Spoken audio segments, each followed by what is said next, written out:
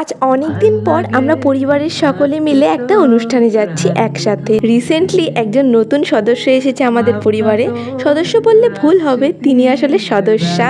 মাত্র 7 দিন হয়েছে তিনি ল্যান্ড করেছেন, তো ওনার কাছে তো এখন যাওয়া যাবে না, তাই দূর থেকে একটা ভিডিও বানিয়ে নিলাম। আমি বুঝি না, যখনই আমি চা খেতে যাই তখনই আমার বিস্কিটটা চায়ের মধ্যে ডুবে যায়। এটার কোনো উপায় তোমাদের কাছে আছে কি, একটু আমাকে বলো তো।